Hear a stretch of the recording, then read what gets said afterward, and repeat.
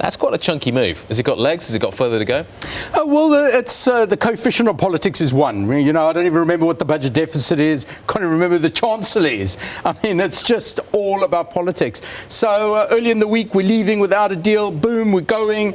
And cable's wondering, oh, my goodness, and we're below 120. And now there's just about to be election. And now, well, maybe we'll get a deal. Maybe we'll get a delay. Things have changed. Things are changing rapidly. So I think cable does not want the UK leave without a deal, because on our scenario, if that's what happens, sterling's heading back to 110, so it's not finished going down.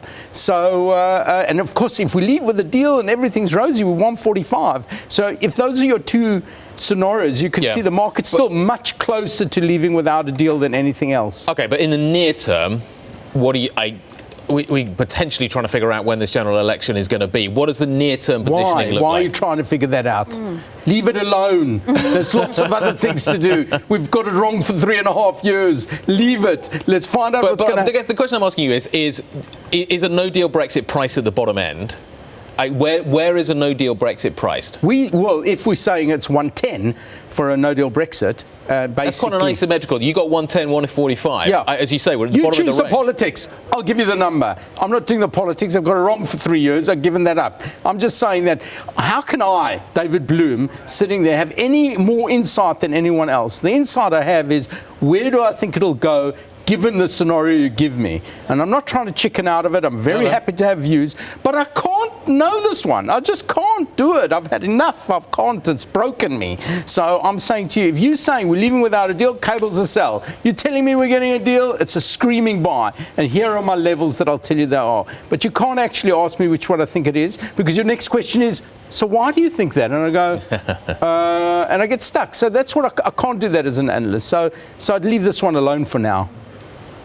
So you're actually opting out of forecasting sterling. That is so... Yeah, I've opted out without a deal. Interesting, David. We won't make you tell us then what happens to Boris Johnson or who indeed is the Prime Minister in several weeks' time, because I guess you'll just say you don't know. But at the same time, you have clients that have an interest in sterling, right? So what do you tell them? Sure. Yeah, but of course, there are lots of different scenarios. There's the scenario where basically we get an election and we'll see what happens there. But sterling won't like that as well, because there's massive uncertainty.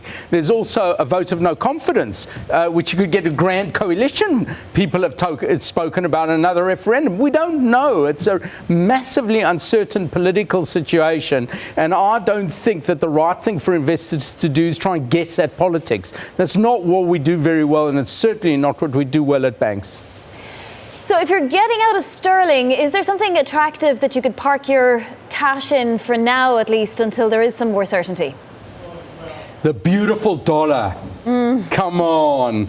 You love it. You know you love them. Those green ones, they're fantastic. It gives you still the highest yield on 1 year money. It's still the risk currency. It's still the lifeblood of currency markets. You certainly don't want the euro. The dollar is still the place to be. Why do you want to mess around with sterling?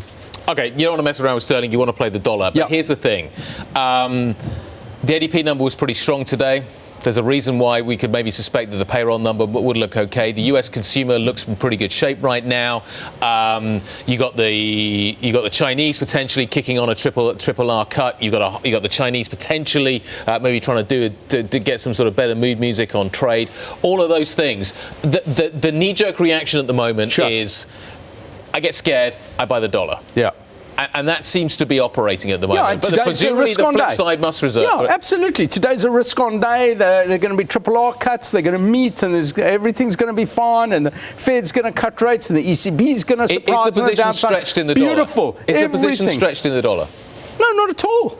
Not at all. You see, everyone's still, oh, well, I don't really like it. There's this problem. There's that problem. No, they haven't got enough of them yet. I tell you, it's the place to be, and you get paid the most to own the reserve currency. The world superpower pays you to own it. This is crazy. Usually you have to be paid somewhere else. The highest yields basically in the G10 on 1 year money in the United States. Why would I want to give that up for some other problem?